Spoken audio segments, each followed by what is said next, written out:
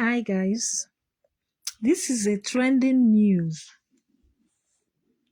BBC Africa exposed a popular prophet, a popular pastor, Pastor TB Joshua, the popular pastor, the man and the founder of Synagogue Church of All Nations. And this story is very shocking.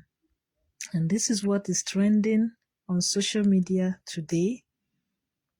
And I said, let's talk about it because so many people are reacting to this news of TB Joshua.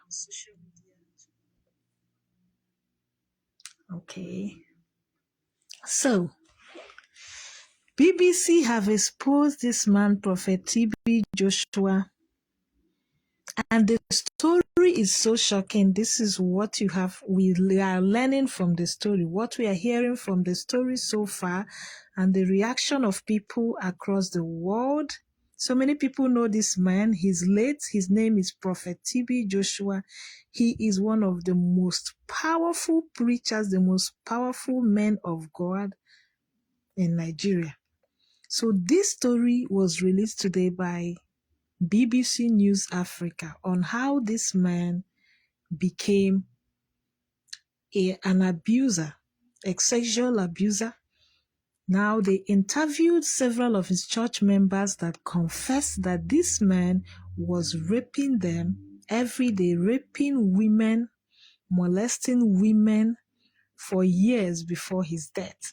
So now a lot of people are asking questions that, okay, why is BBC doing an investigation into an African prophet? Why is BBC running this investigation into an African prophet? And then why is BBC bringing up this news now that the man is late? That why didn't BBC do their investigations on time? And people are saying that maybe they could have given the man a chance to defend himself when he was still alive, but now he's dead, and then all this information is coming up. And then we are going to tell you the story, what happened. You don't expect BBC to do an investigation because there is this white lady, her name is Ray, and she's from England.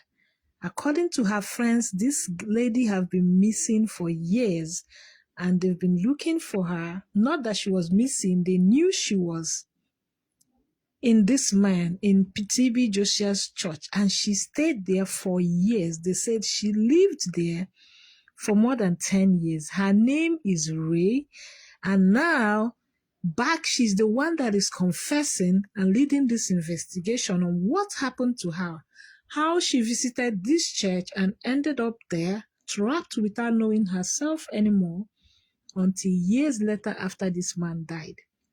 So according to Ray, she said that she was gay and she was looking for a miracle of somebody who could deliver her. I think this is her gay partner or something. So she was looking for a miracle of somebody who would deliver her from gay and make her straight. Then she heard about the miracles of Prophet TB Joshua and decided to visit his church. And that was the beginning of her downfall. And she said from there on, she started living in this man's house. This was somebody who came to visit a church for a program or a prayer. I mean, these are the interviews that they released on BBC Africa. Like, the interview is there. So now, this lady is now telling her story.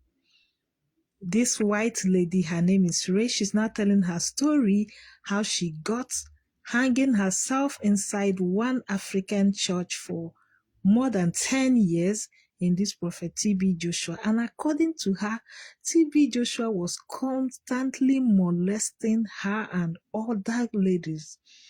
It was now that she found the strength to speak up. And then BBC took up this thing to go and investigate the late man's church. And then BBC called some of his followers and they started confessing, which so many of them have agreed that yes, that this man was a sexual abuser.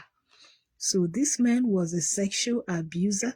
If you read their statement or watch the video, you will see what they are saying. But now, this man was somebody that was so close to TB Joshua. His name is Agomo Paul, and people say that this Agomo Paul was the man. He used his mouth to confess that TB Joshua, this prophet, was using him to stage a lot of miracles. That all the miracles that people are seeing on the internet or online on his TV show, Emmanuel TV, that were fake, that he was the one arranging those miracles for TB Joshua. There are shocking stories that are coming out. Then some other women from the same church came up. This woman, her name is Bisola. The one that is as if her eyes are a little bit, blood. Her name is Bisola. And Bisola confessed that she is the one that used to organize virgin girls for Mr. TB Joshua. According to her, they said TB Joshua loves virgin girls. Like, he loves to do virgin girls, to disvirgin them for whatever his occultic reasons or whatever. We don't know. These are what these people are confessing. So she said that she is the one that used to organize the virgin girls for TB Joshua. And then they are all confessing in tears. And you see another lady, this one, Jessica Kaimu. She said she was repeatedly raped by TB Joshua. She was raped several times. And she was also living in TB Joshua's house, and she was raped by this man of God.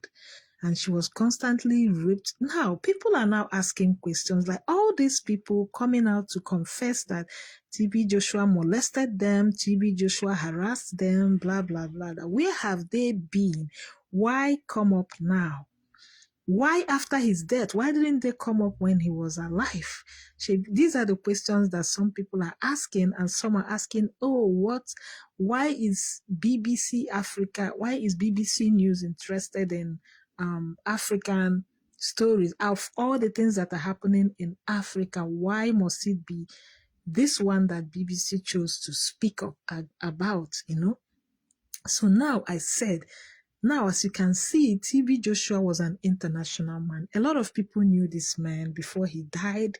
He was on TV. He was doing a lot of miracles.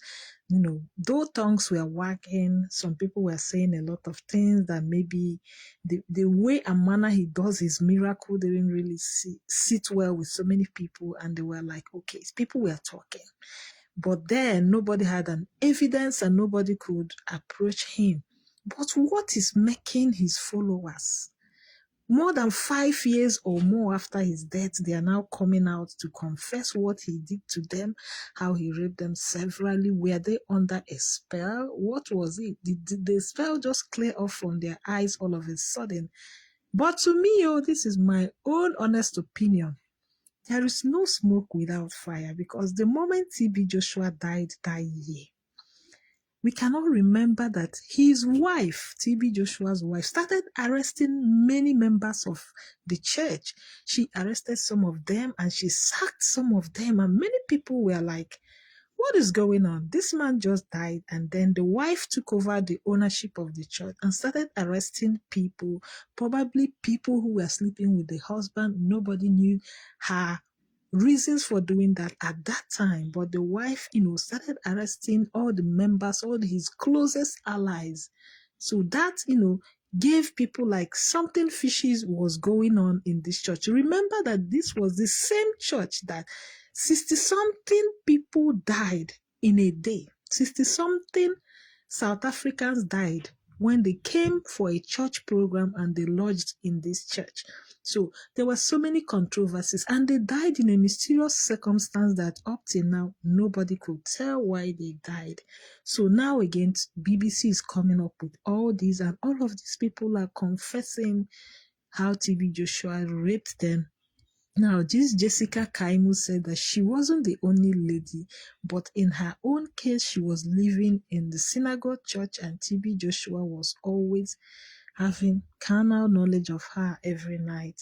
So guys, this is just the trending issues. I don't even know exactly how to react to it, but it's really very shocking to hear these things. And it's so sad because people are saying, if you guys knew all this, why wait until the man died, until he probably deceived a lot of people before coming out to speak? I mean, is it not despicable? What do you guys have to say? Yeah. If you have any comment, you can drop it. So, but this is the trending topic right now, guys. So, that's you.